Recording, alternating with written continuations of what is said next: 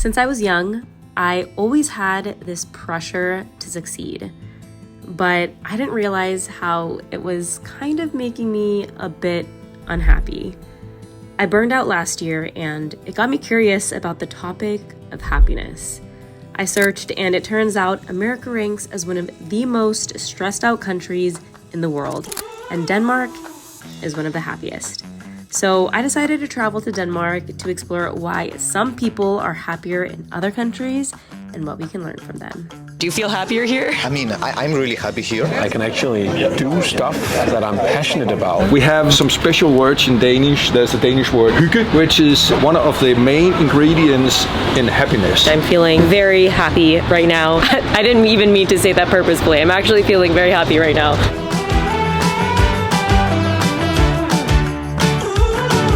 Hello everyone, good morning from Copenhagen, Denmark, one of the happiest countries in the world. Today and over the next couple of days, we're going to be exploring what makes Denmark one of the happiest countries in the world. So we're starting off this morning here in Nyhavn. As you could probably tell, it's a really beautiful location. There's a lot of colorful historic buildings here, and I thought it might be fun to maybe talk to some people here, some locals, and see their thoughts on what makes Denmark one of the happiest countries. And then later on, we're going to be meeting up with a local chef and a founder. So I'm excited for this first official day here in Copenhagen. We're stopping by one of the restaurants here, and I'm here with Nico. Nico, Yes. cool. So you recently moved here to Denmark? Almost 6 months. Where did you move here from? I'm from Argentina, so it's like pretty different kind of life there. You could probably see like pretty big differences because you have something to compare then. What do you think makes Denmark happier? Do you feel happier here? I mean, I'm really happy here. If I have to like think about it, one is the like economical kind of thing here, like stable, and so that's make the things more easy. You know, the government use the taxes and makes things. In South America, in Argentina, is the corruption, so that's like really hard to like improve the city and all of that, or the quality of life of the citizens. The second reason maybe is they are more like educated than us. It's like they live. I mean, in the city it's like really quiet and slow. I mean, in London, like 2 weeks ago, and it's crazy. Super fast paced. Exactly, and here it's like more slow and all the things work fine. Cool, thank you so much. You're welcome. What is your name? It's quite really Danish name, yeah. Okay, cool. So you've been living in Denmark your whole life? Ever since I was born, yeah. What do you think makes Denmark one of the happiest countries in the world? I think we are open-minded. Like we are kind of open to different people. We have a lot of different personalities and types of people. So we have just been used to like an open mind for everyone, I think. I think that, you know, a lot of people have a bad mind about the taxes. But I think that, you know, at Elsley help us a lot about stressing less. Like about everyone can go to school and to the hospitals and everything without it being like a big economic issue. I think that maybe be a part of it. You guys are taxed how much percent? Like 50? It kind of depends on how much you make, but like the most common it's 37. 37%? Yeah. And then it goes to like education and healthcare? Yeah, it goes to, a lot of everything, right? Thank you. You're from Denmark as Yes, well? What's your name? My name is Marie Jidik. So I'm born here. I moved to Copenhagen 10 years ago. So cool. What do you think makes Denmark one of the happiest countries in the world? I just think it's an easy way of living, actually. We have it easy here. Like the healthcare system is really good. Maternity leave, we have all of those like security moments going on for us. And also being like from this historically aesthetic country, I think aesthetically pleasing items makes you happier. Yeah. Awesome. Thank you so much. Thank you. All right, guys. So we are now heading out of here and we are going to meet with a chef and founder named Philipp. He founded a ramen shop that fuses Japanese ramen and Danish design and ingredients. It's called Kona Slurp, and we're gonna get to hear a little bit of his story and his thoughts.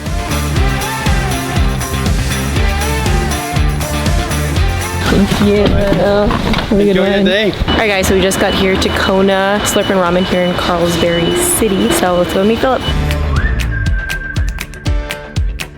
Could you introduce introduce yourself, what you do. You've been living in Denmark for how long now? Yeah, it has been 9 years. So it was in the beginning a bit back and forth, but in total 9 years. I've lived in Japan in the meantime and a year in Austria again, which I'm originally from, the Alps. And what do you do here in Denmark? Well, really food brought me over here. There's so many great restaurants. You might have heard of Noma, best restaurant in the world for several times a year, and stay right now in Japan doing a pop-up. But so that's what brought me over here, and then I ended up staying because I realized it's a beautiful city and there's really good food. And yeah, I ended up opening up my own restaurant about 7 years ago. That's where we are in right now, Slurp Ramen Joint. Let me give you a tour. That is our second location. The first one that I opened, that's in the city, and yes, that was 7 years ago. And the idea was pretty simple: make super delicious ramen in a simple context, meaning counter seats, 4 ramen on the menu, and yeah, as simple as possible. So this is our second outlet. You see the dog up there, it's our logo, Norman. We have named him, and it's all about having this direct guest experience.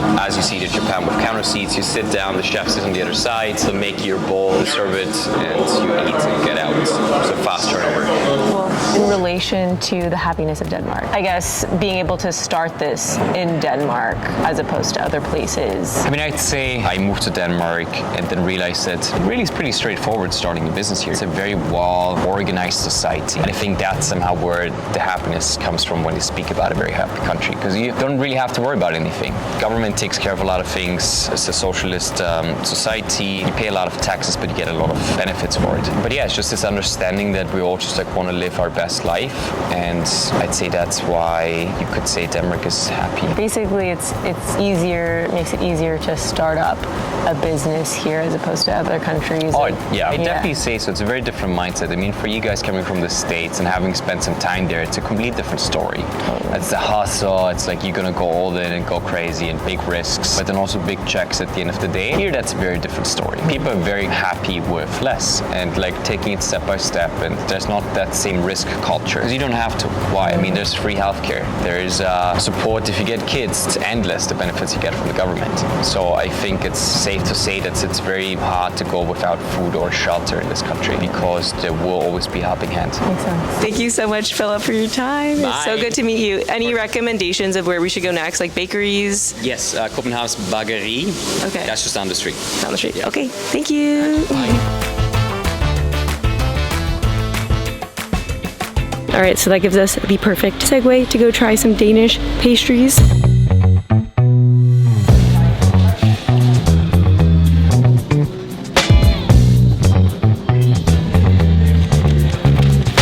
Okay, so while I was in line ordering some pastries, I met Henrik is my name.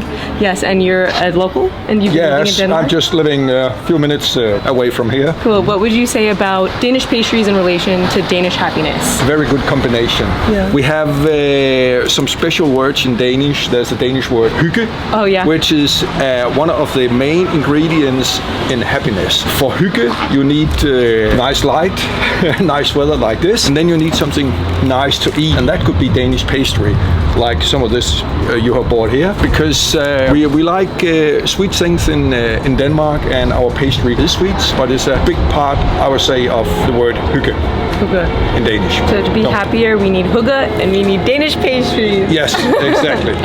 Thank you so much. You're welcome. Alright guys, so we are now heading over to Frederiksborg Castle. It's near where we were in Carlsberg City, and it is the former royal palace of the Danish family. So we're just gonna go check it out in the interim, because after this we're gonna be meeting up with a local who lives here. His name is Junyi. He is the founder of this sustainability card game, and sustainability is actually really big here in Denmark. So in the meantime, we're meeting him around 4 p.m. We have a little bit of time. We're gonna check out the palace, see what it's like, and then we're gonna meet up with Junyi.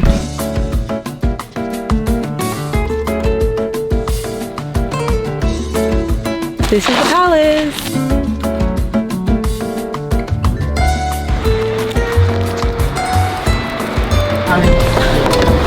Hello. Alright guys, we are now en route to see Junyi. Should take us about 10 minutes, and we're gonna be meeting him at his office. It's called Is It a Bird?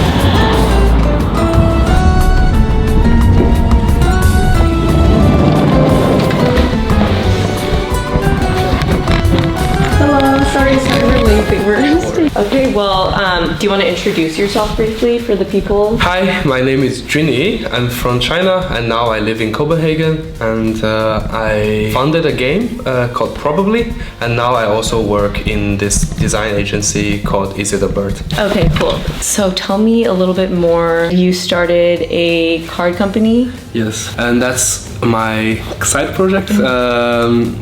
And me and my best friend, we started this project called Probably, and then it's a little game. I would call it a party game. It's a party game kind of trying to break the barrier of people joining the conversation about climate change. So we make the barrier as low as possible, so anybody who have no knowledge can also participate in the conversation, and that's our little project. So cool. How would you, I guess, relate starting that company with Danish happiness? Firstly, I took a break from working, and then I took a master degree here, and then very quickly I realized even a master degree, doing a study like this, it's not 100% full-time, and there's a lot of time left. I think. And then it's about you exploring your own things, right? So there's a lot of, I think, when it comes to starting business or starting some project, there's a lot of societal support that has been built to support you. When I wanted to start something already, there are people I can talk to in the school, there are free offices that encourage green startups, and there are events, networking, there's mentors, people volunteering for different things. It's just very easy to kickstart something if you want. If you are one of these people who want to start things, just such a easy place to start. I cannot imagine anywhere else where you can, firstly, you have the email and then phone number of every CEO in this country listed on their website.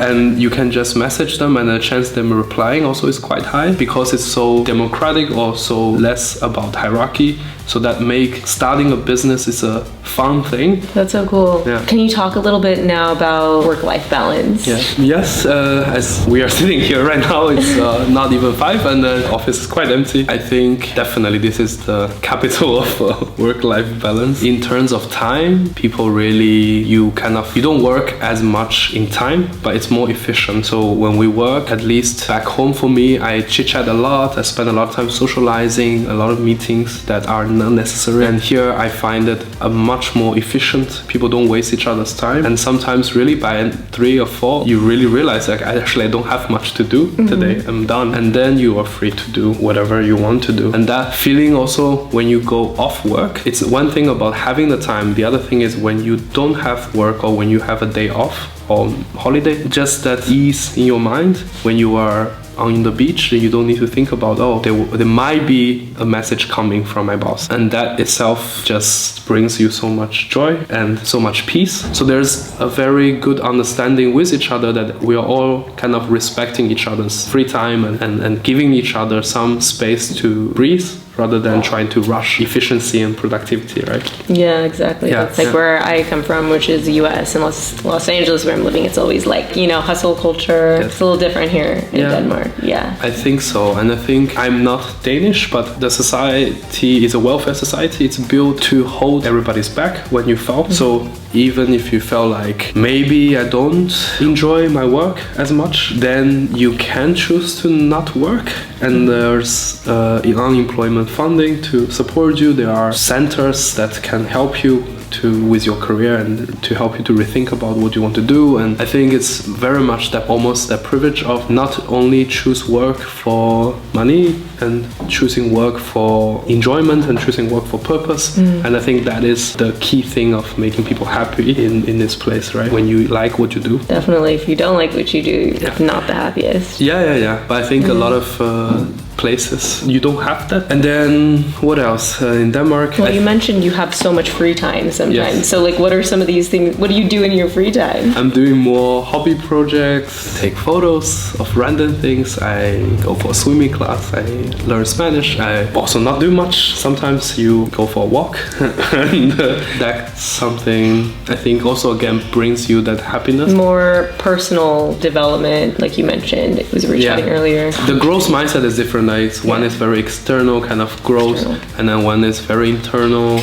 I think you get a lot of time to spend to work on yourself, and that also very encouraged when everybody has their hobby thing. And also like in the daily conversation, right? I think for me back home we talk a lot about work with your colleague, with your friends, and here we talk a lot about your hobbies and your passion projects and people, friends showing up at your thing. Right. I think it's in Shanghai it's very normal that you meet random people and you ask what do you do and who do you know, almost how much you make. Right. Here it's a lot of times I think the conversation often like almost intentionally not going to that direction, and let's try to talk about other things about life and about where you travel, and it's almost a given that everyone is content with their job, so that you don't need to talk about it, you don't need to complain about it. I guess you kind of touched on it then. What do you think we can learn or integrate into our own lives, whether we're living in a stressful city or whatever else? If anyone can take away something, probably that you spend time for yourself, and then you spend time to develop yourself. That whole thing that we talk about develop inner skills, inner growth, and I think that is quite important. And then also this very much not emphasizing on hierarchy, social hierarchy. I think there is a respect of hierarchy, but my bosses were not taking themselves that seriously with the position. That casualness really brings you that peace in mind. And so for anyone who is a manager, I think that's something that you should bring to your life. I think these two things are what I think is quite good. I think actually things we mentioned about the weather, maybe there's also something there because it's harsh to live in Nordic countries. For 6 months to 8 months, we don't get a lot of sun. It's super dark, it rains, it's windy, and that also the harsh environment make little things more appreciative. Like you appreciate the little moments, you appreciate the little candlelight dinner that you have with friends, and that Hygge thing, which it's so cliche, but it is because it's not just because of the candlelights, because it's dark and stormy outside, and then you ride 30 minutes bicycle and rains and sweats at the same time, and you arrive, there's candlelights, there's blanket. That sets the foundation of feeling happy. When we feel happy, it's because we had some hardship before, we had some challenges before, right? And these few months of brightness, people really enjoy it fully because they know what's coming. It's gonna be harsh again for the next half year. So I think that also, it's not all just happy. If people are all just happy, then life is also quite boring. And it's that both of that. And that's cool. That's a really good point. Thank you so much. I appreciate it. All right, guys. So that is it for here. He did mention something about hygge, which is a big thing in Danish culture. It's really all about the cozy vibes. And so now we are going to be heading over to get some dinner at the oldest restaurant in Copenhagen, and they really, I think, emulate the hygge vibes. So with that, let's go. Hello. Hi. How are you? I'm fine, thank you. What about you?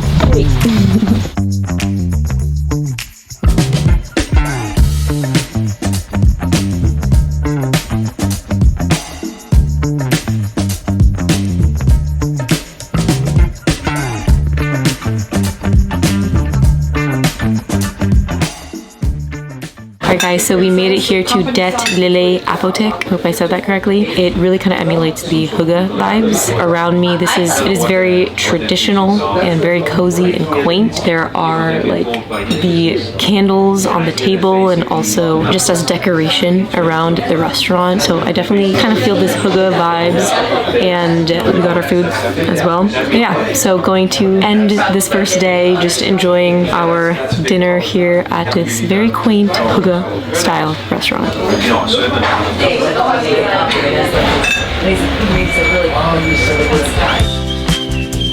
Good morning, everyone. It is another beautiful day here in Copenhagen, Denmark. Today I thought it would be fun to explore some of the architecture here and its relationship to happiness. And for those of you that don't know, Copenhagen has actually been named the World Capital of Architecture, and they're doing a lot of very innovative things. So right now I am standing in front of 8 to Let. It's this architectural masterpiece, and I think it really symbolizes Danish innovation and design. So with that, let's go and check out this building a little bit more and see how the thoughtful design helps to promote overall happiness here in Denmark. Okay, so behind me, there's like a lot of green space, which I think is one of the reasons why it helps with the contribution to happiness here in Denmark. They're actually known for very seamlessly integrating these spaces with nature. And I don't know about you guys, but I feel like every time I'm in nature, I always feel more peaceful and content. So I think that's one of the reasons why the architectural design that's very thoughtfully done can help contribute to happiness. Copenhagen does a really good job of creating very functional living spaces, and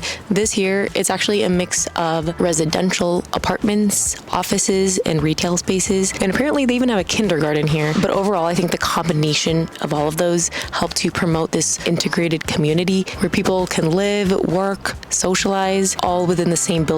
And to my left, I saw people just like working and hanging out, and I think that's important for happiness. Socializing and creating really wonderful places that you get to live in. Behind me, you have these two like hills. It's not green right now, but normally it's green. Also, like if you look down, they have a lot of play areas. So down there, kids are just hanging out, playing, having a good time. And there are other sites in Copenhagen that make sure that they really create these spaces of play and greenery, which is important. Also, if you guys didn't know, Lego was founded in Denmark. The founder was Danish. And one of their values is all about play. So they make sure that incorporate spaces of play and greenery so we can be happier.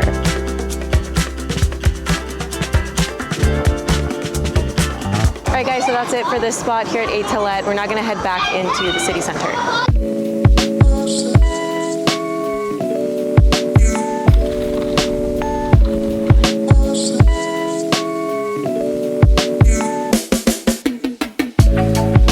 We are now heading to the King's Garden area, and since I haven't eaten any lunch yet, I thought it would be fun to get a hot dog, which is very popular in Danish culture.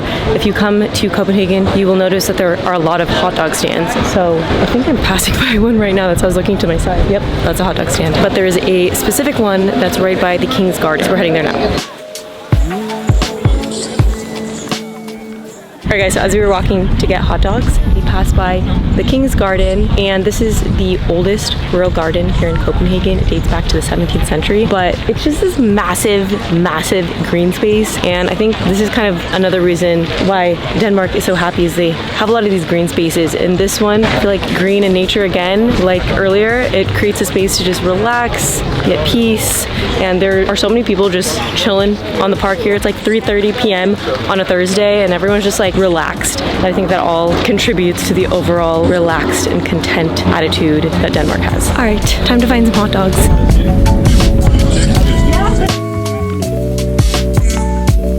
Is the only vegan one just the vegetarian?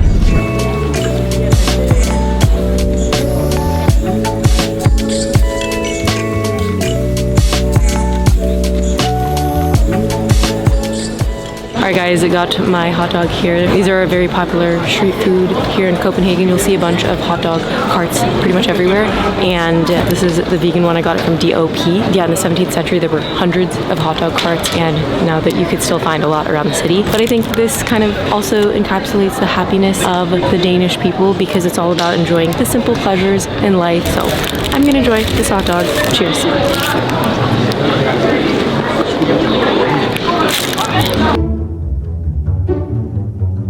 Alright guys, we are now in the Parliament here in Copenhagen, and we're meeting someone who works here, and she's going to tell us a little bit more the government side of things as far as what makes Denmark so happy. Hello! Hi! How are you? Good. Nice to meet you. Nice to meet you.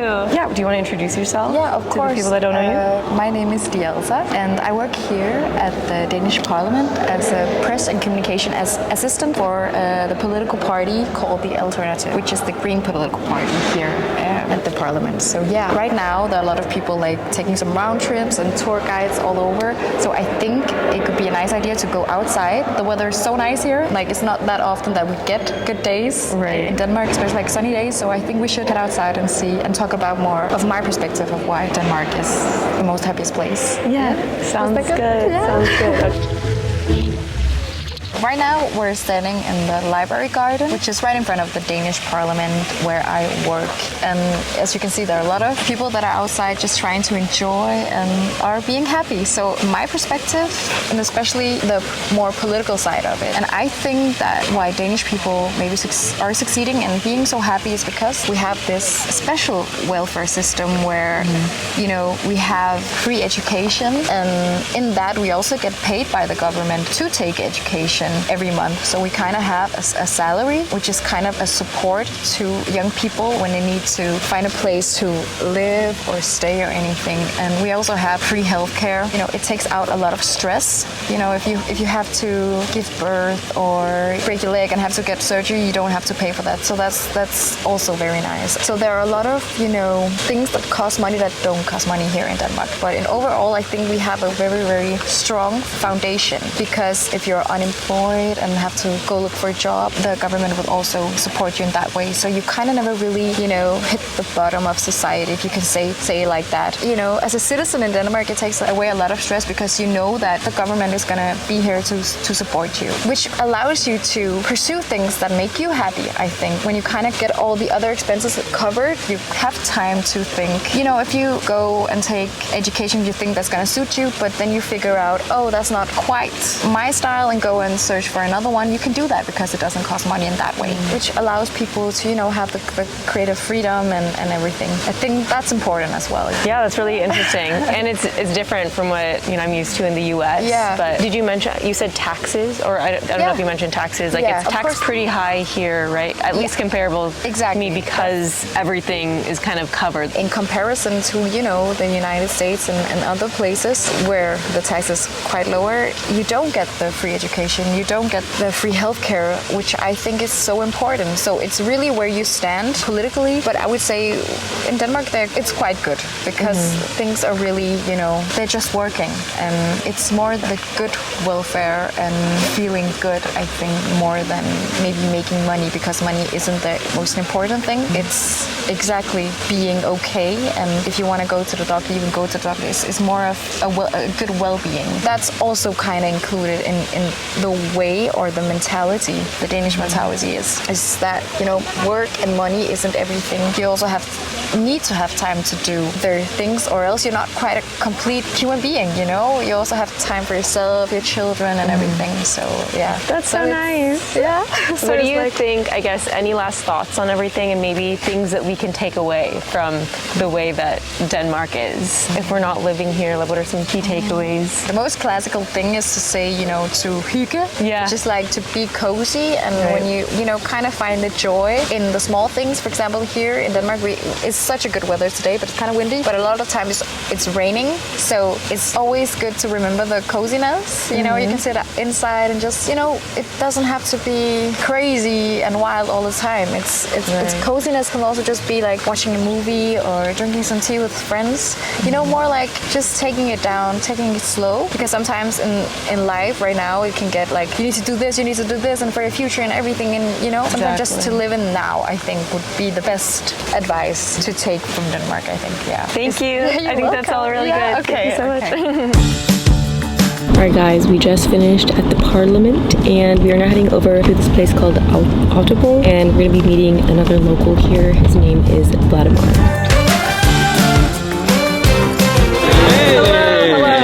How's it going?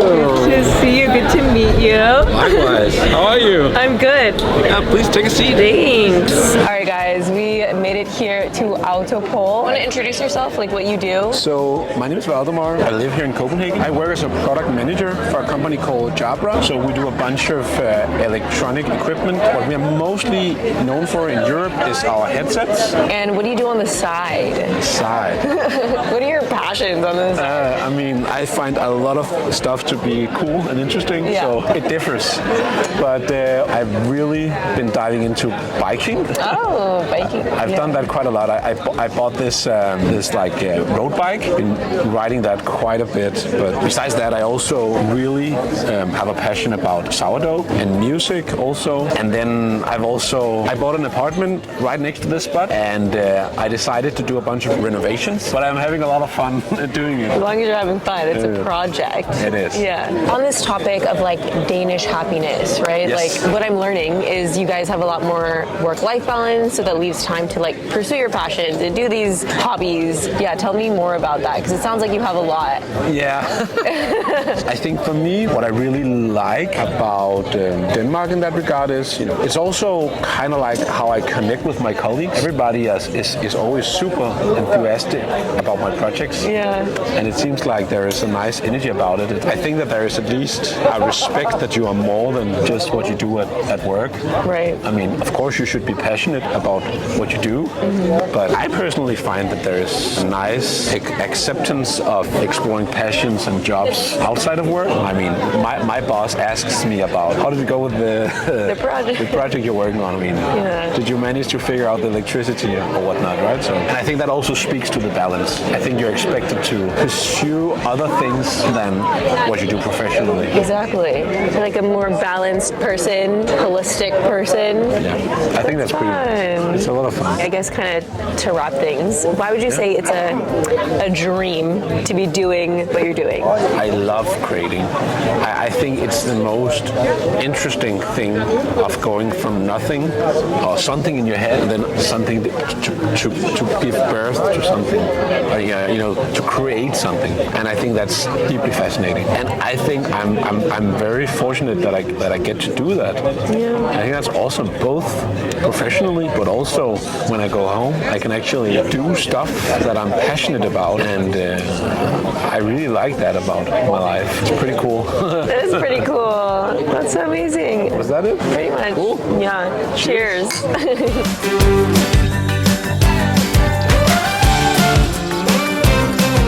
Alright guys, we are now going to try some of Val's sour bread spontaneously. I'm very excited after hearing all about his sourdough bread. Sure, of course. Yay!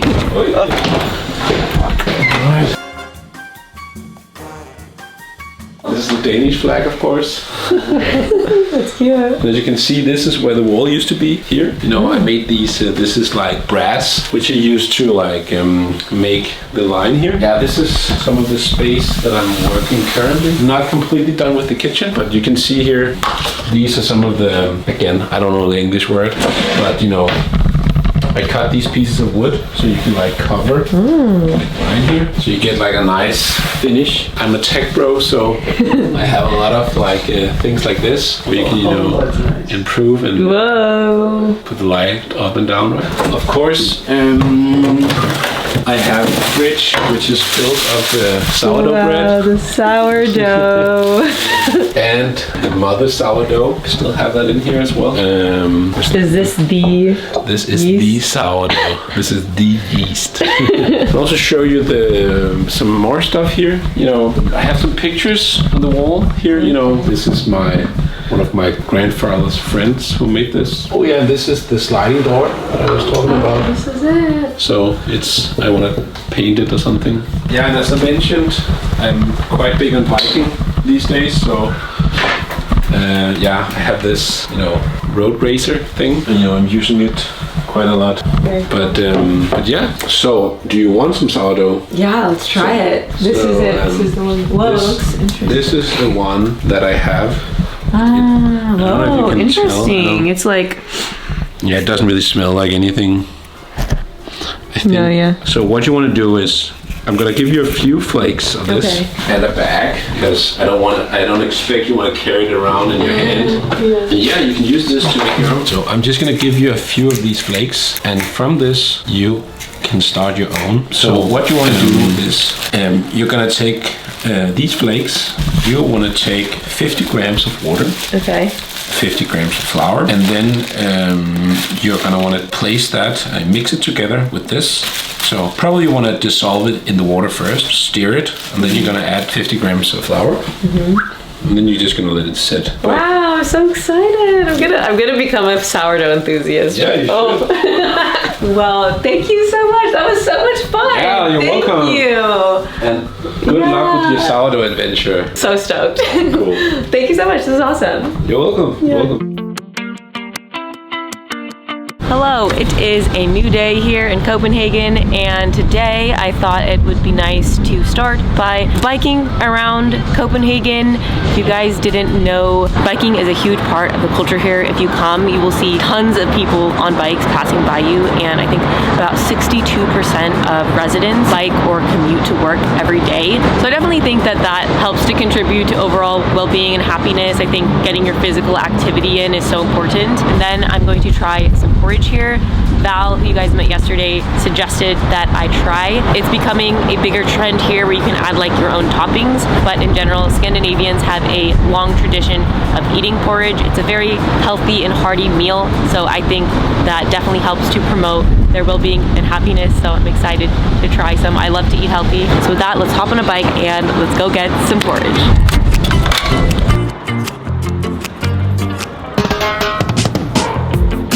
Guys, we have made it.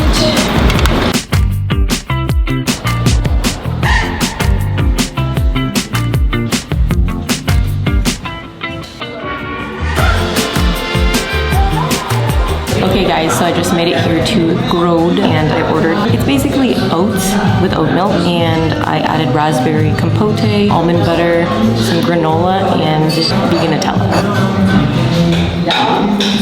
This is better than any that I've made myself. Alright guys, just finished up my porridge and it was so good, so simple, but so warm and comforting in my tummy, and it was just delicious. I think it was perfect. I'm feeling very happy right now. I didn't even mean to say that purposefully. I'm actually feeling very happy right now. I feel well fed, I'm feeling good. I'm gonna hop back on this bike and I'm gonna head back to my hotel where I'm staying.